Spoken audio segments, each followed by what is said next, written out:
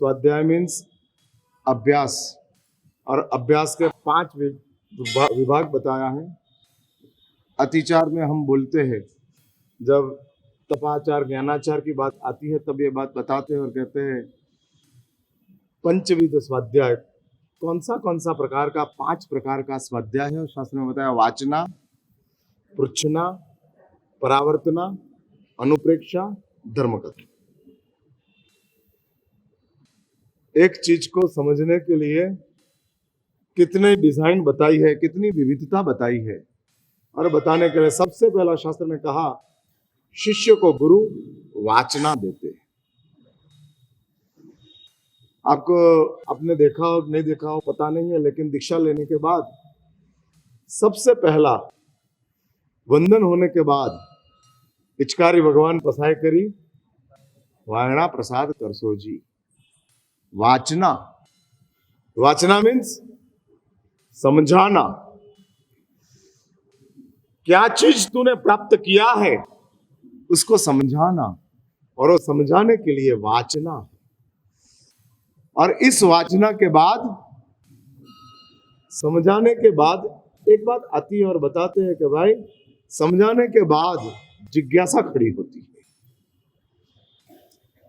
जब तक आप समझते नहीं हो तब तक जिज्ञासा होती ही नहीं। शास्त्र ने बताया कि शुरुआत कहां से? वाचना से या जिज्ञासा से? वाचना एक बार समझ के रखो, कॉमन है। इधर बैठने वाले जितने भी लोग हैं उसके लिए मैं समझाने का प्रयत्न करता हूं। वाचना का मीनिंग एक बार समझ के रखो, समझाना, उसका नाम वाचना है। और प्रयास करते जाना है, प्रयास करते जाना है कि जिस समझाने का काम शास्त्रों ने बताया गुरु करते जाते हैं, और इस वाचना समझाते जाओ, समझाते जाओ। और ये समझने की काम शुरू हुआ, उसके बाद अभी शिष्य का रोल शुरू होता है पृच्छना। पूछना है किस लिए? वो भगवती सूत्र में इंद्रभूति गौतम परमात्मा को सवाल करते हैं ना, और सवाल में इतने छोटे छोटे सवाल है कि जिस सवालों का जवाब आपको पता है, हाँ, वो सवालों का सवाल इंद्रभूति गौतम परमात्मा को पूछ रहे हैं। हाँ, शास्त्र ने बताया कि इंद्रभूति गौतम सवाल करते हैं कि प्रभु नारक कितनी है? आप जानते हो 7 है। तो क्या गौतम नहीं जानता था? नारक 7 है वो जानता नहीं था?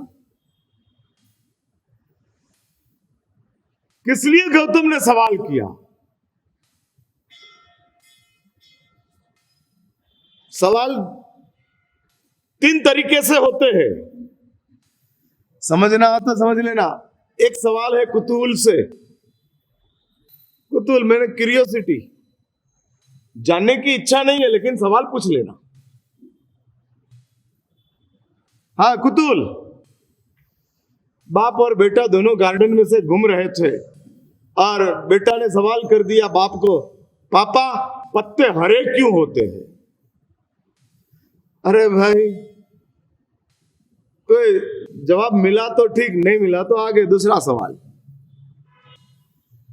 हाँ, दूसरा सवाल। और बाप ने जवाब नहीं दिया, आगे चलते गए, और आगे चलने के साथ निकलते गए। दूसरा सवाल, चलो जवाब मिला तो गुड, नहीं मिला तो कुछ बैड नहीं है। जवाब मिल गया अच्छी बात है, नहीं मिला कोई गलत नहीं है। और कुतूहल ऐसी चीज है, जानने के बाद उसको याद रखने की जरूरत नहीं है। हाँ, कोई याद रखते नहीं है। ऐसे अनेक कुतूहल शुरू होते हैं, कुतूहल शुरू होते हैं। बुद्धि का विकास, ऐसा साइकोलॉजी कहती है कि बुद्धि का विकास कैसे होता है? कुतूहल से होता है। छोटे छोटे बच्चों में ये जिज्ञासा आती जाती है। और इस जिज्ञासा आने के साथ सवाल उठते जाते हैं, और सवाल उठने के साथ वो पूछते जाते हैं, और उसके हिसाब से उसकी बुद्धि का डेवलपमेंट होता है। इसलिए आप सब देखते रहो, जब बेटा बोलना शुरू करता है ना, तब सबसे पहला क्या करता है? मानना के सवाल पूछना। आपका अनुभव है, आपने बेटे को बड़े किए हैं, इसलिए मैं पूछ रहा हूं कि सबसे पहला बेटा को सवाल पूछता है कि मान लेता है? नहीं, मानने की बात नहीं होती है, सवाल उठते जाते हैं, सवाल उठते जाते हैं, सवाल उठते जाते हैं, और इसको कुतूहल कहते हैं। और इस कुतूहल को आप सेटिस्फाई करते जाते हो, सेटिस्फाई करते जाते हो, तो बेटा का दिमाग का डेवलपमेंट होते जाते हैं। इसलिए बौद्धिक विकास के लिए कुतूहल है। लेकिन आध्यात्मिक जगत में बौद्धिक विकास जरूरी नहीं है। इसलिए आध्यात्मिक जगत में शुरुआत होती है, कहते हैं, सवाल जिज्ञासा से पूछना, कुतूहल से नहीं, जिज्ञासा से। और जिज्ञासा का डेफिनेशन दिया है। और जिज्ञासा क्या है? तो कहते हैं जानने की इच्छा जिज्ञासा।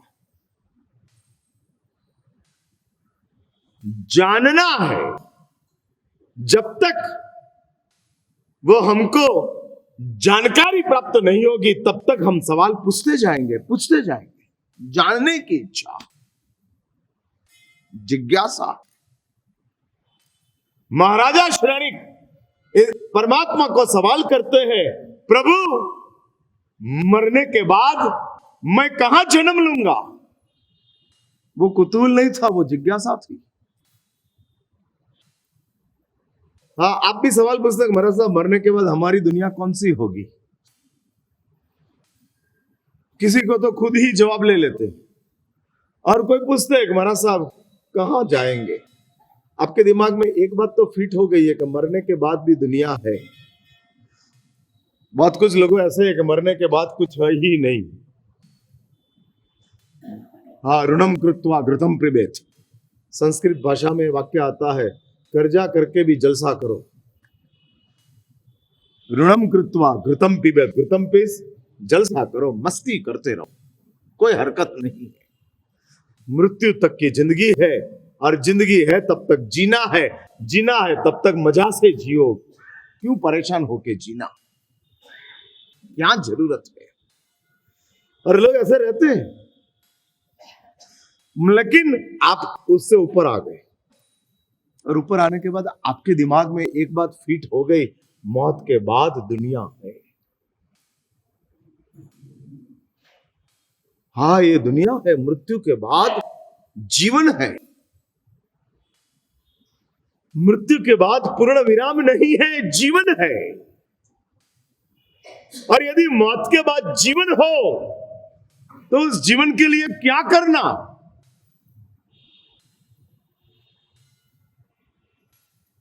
एक बात आपको पता है, आप जानते हो, वर्तमान भावी का कारण है।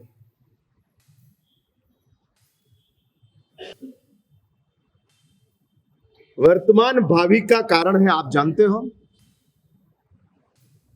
हाँ, आज उपवास क्यों करना? आज के लिए कि कल के लिए?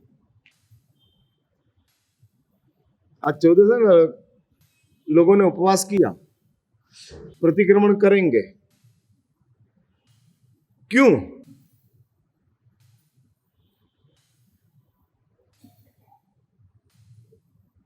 किस लिए? एक बार समझ के रखो, वर्तमान भावी का कारण है। हाँ, इसलिए कोई भी चीज वर्तमान में हम वर्तमान के लिए नहीं करते।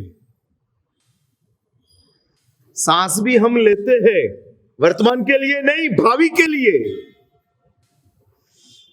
जिस सांस आपने छोड़ दिया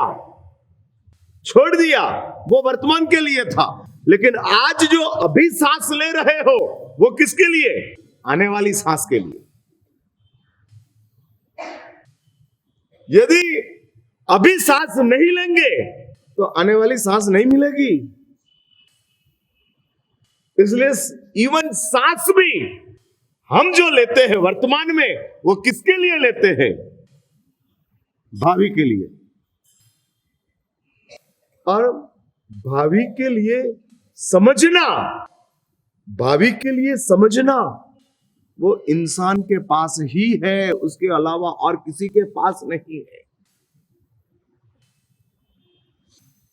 नरक में जाने वाली आत्माएं, नरक में जाने वाले जीव वर्तमान में ही इतना उलझे है, इतना उलझे है और इतनी पीड़ा में है कि वो भावी के लिए क्या सोचेंगे। नरक भूतकाल का प्रभाव है।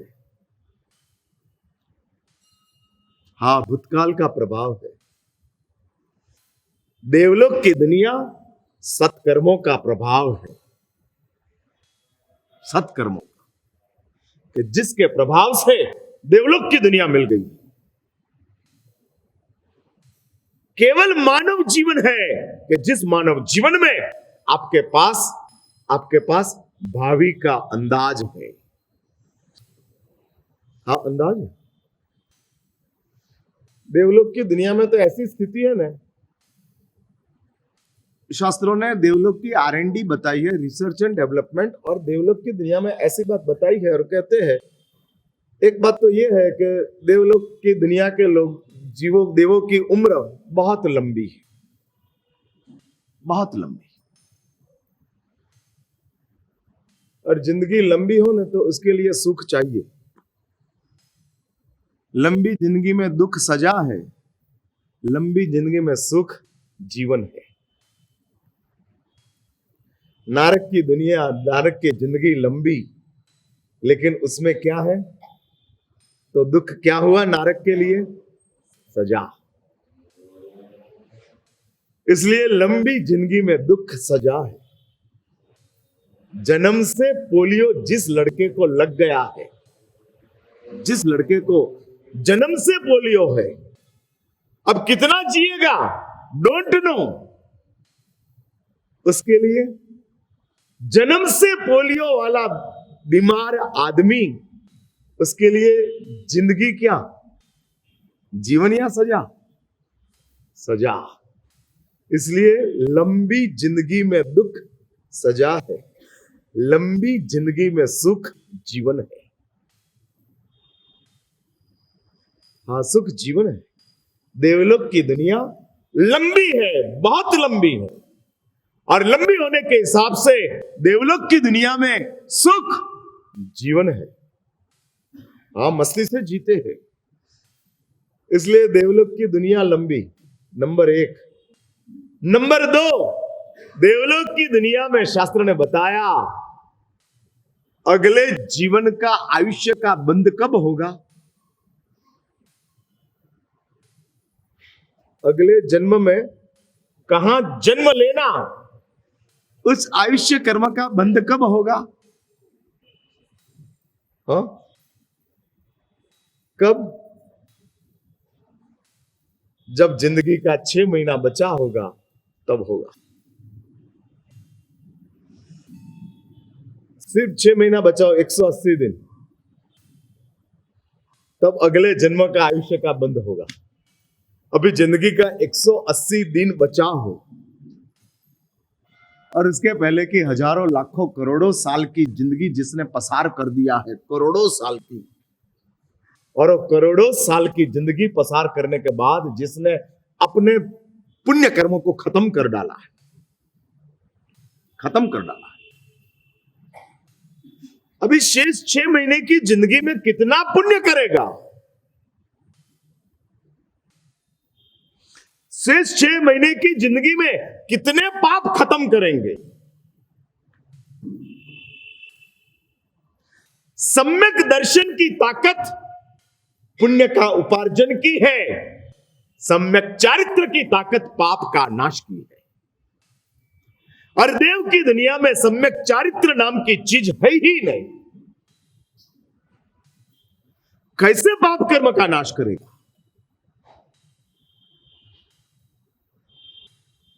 सुबह के समय में आप प्रतिक्रमण करते हो, सामायिक करते हो, अरे हाथ जोड़ के पचखाण लेते हो, वो चारित्र है। नवकारशी का पचखान छोटा है, लेकिन नवकारशी के पचखान के पीछे जो चारित्र आता है ना, वो बहुत बड़ा है, बहुत बड़ा। आपको पता है फटाके होते हैं ना, फटाके, उसके आगे एक छोटा सा क्या रहता है, बाट रहती है। वो बाट कितनी छोटी है? फटाके की बात फटाके जितनी लंबी होती है? नहीं। कितनी छोटी? एक आधी आधी 5 सेकंड 10 सेकंड में तो बाट जल जाती है, लेकिन वो बाट की ताकत क्या? आवाज कितना बड़ा, कितना बड़ा। ठीक वैसा शास्त्र ने कहा, नवकारशी का पचखान तो बाट है, लेकिन चारित्र की आवाज बहुत जबरदस्त है। कर्म के साम्राज्य में भयंकर भूकंप खड़ी कर देती है। एक इंसान नवकारशी का पचखान लेता है, किस लिए? नवकारशी का पचखान से 100 साल का नरक का आयुष्य टूटता है। पचखान लेने से नहीं, उसके पीछे सम्यक चारित्र का प्रवेश होता है।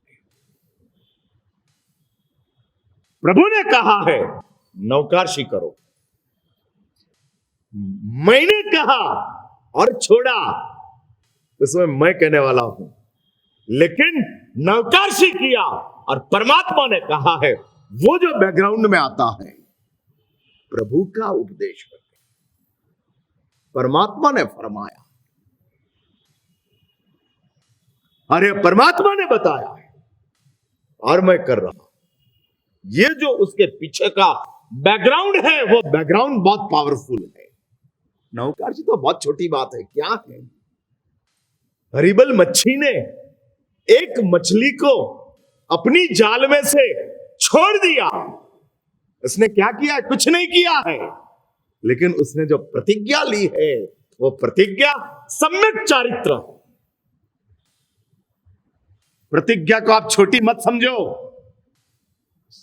जो छोड़ते हो वो छोटा है, लेकिन प्रतिज्ञा तो बहुत बड़ी ताकत है, बहुत बड़ी ताकत है। शुगर वाले मिठाई खा लेते हैं,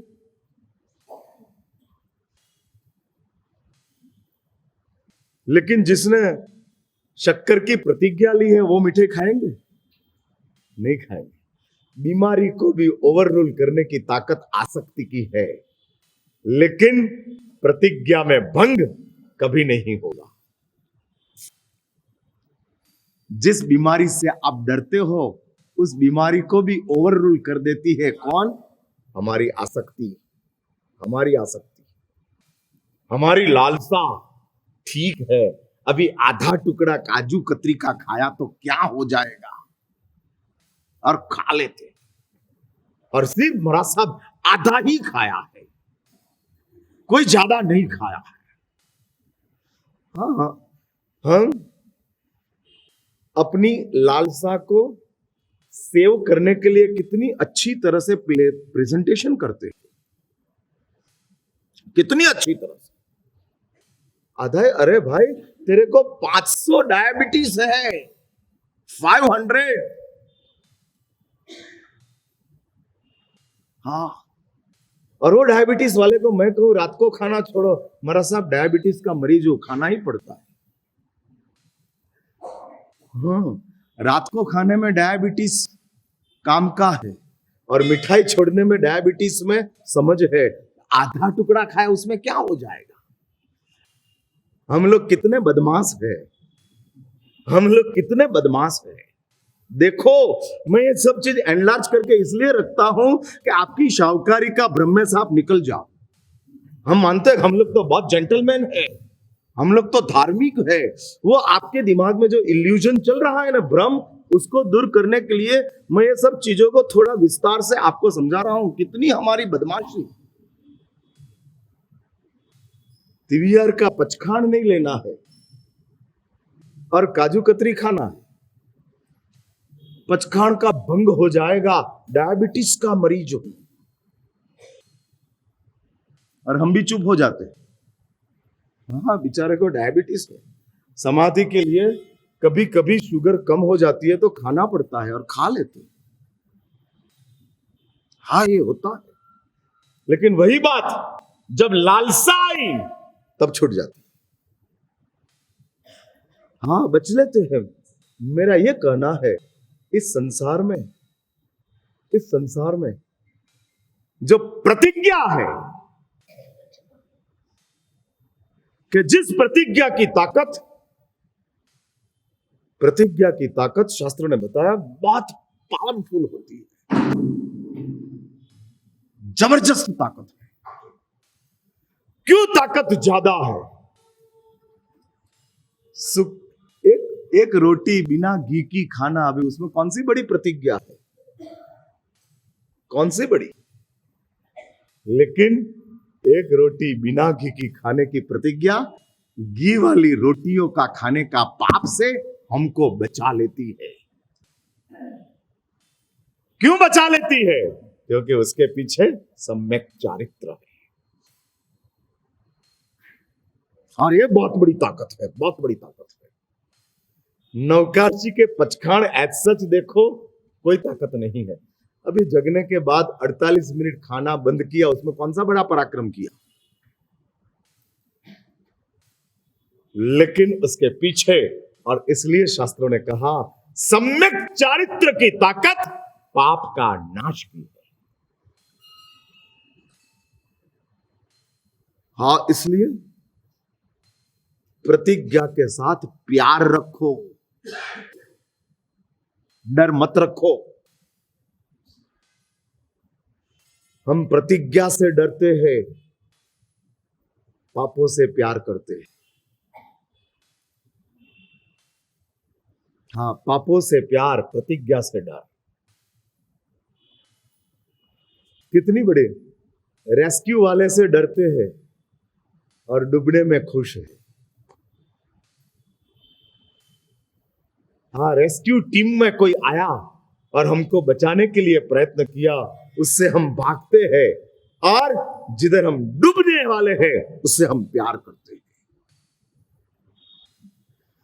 प्रतिज्ञा, एक बात लिख के रखो, रेस्क्यू टीम है, बचाने वाली। आप हाथ जोड़ते हो और आप प्रतिज्ञा लेते हो, उसके साथ समग्र ब्रह्मांड में एक मैसेज जाता है। समग्र ब्रह्मांड में, और ये मैसेज बहुत जबरदस्त है, बहुत जबरदस्त है। हाँ, और ये मैसेज समग्र ब्रह्मांड में पहुंचता है। कौन सा मैसेज? आज प्रतिज्ञा की बात निकली है, थोड़ी बात कर लेता हूं, क्योंकि आपके दिमाग में ये सब बातों के साथ थोड़ी कॉन्ट्राडिक्टरी चलती है, और कॉन्ट्राडिक्टरी चलने के हिसाब से बहुत कुछ लोग प्रतिज्ञा से भागते हैं। आप कहो तो महाराज साहब 2 घंटा एक साथ एक जगह के ऊपर बैठ जाऊंगा, लेकिन सामायिक नहीं लूंगा। क्यों भाई, सामायिक क्यों नहीं लेना? महाराज से सामायिक लेने में बंधन आ जाता है। हाँ, रिस्ट्रिक्शन आ जाते हैं, इसलिए नहीं। हाँ, नहीं, इसलिए नहीं। और ये छोड़ने की बात होती है